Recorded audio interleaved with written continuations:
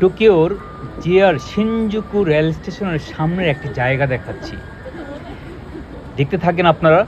এই যে দেখেন, এই জায়গাটির নাম হলো হানাও হানাওসান হিরোবা।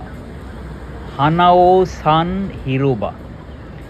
এর সামনেই মাটিতে বা ফ্লোরে একটা চিত্র অঙ্কন করা হয়েছে। এই যে দেখেন ফুলের ছবি, তার পাশেই একটি স্ট্যাচু বা রেপ্লিকা। এই দেখতে থাকুন, এই হলো সেই রেপ্লিকা। এই কাজটি করেছেন তোমোকাজু মাতসুয়ামা নামে অল্প বয়সী এক শিল্পী।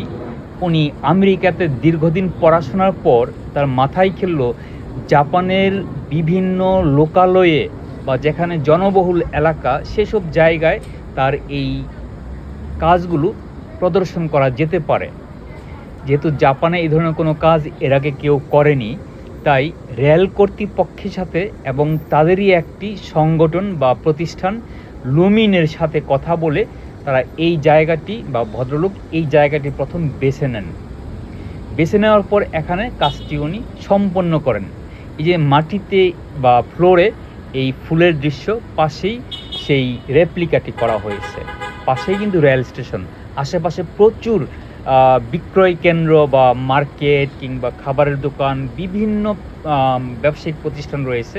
এটি একটি জনবহুল এলাকা। অনেকেই হাঁটাচলা করার সময় পথচারীরা ক্লান্ত হয়ে বা কোনো কারণে কারোর সাথে মিট করার জন্যে অপেক্ষা করে দাঁড়িয়ে, তাদের কথা ভেবেই এখানে বসার স্থান করা হয়েছে। এখানে কেউ বসে ফোন ঘাটে কিংবা বন্ধুদের জন্য অপেক্ষা করে, বই পড়ে কিংবা তাদের সময় কাটায়। এত সুন্দর একটি পরিবেশ করার জন্য শিল্পীকে ধন্যবাদ। যারা জাপানে থাকেন তাদের অনেকেই হয়তো শিনজুকুর এই জায়গাটি এখন পর্যন্ত দেখেননি। যারা দেখেননি তারা এসে দেখে যেতে পারেন। যদি ভালো লাগে অবশ্যই মন্তব্যের ঘরে লিখে জানাবেন। Pierre Placide, Tokyo, Japan. ধন্যবাদ।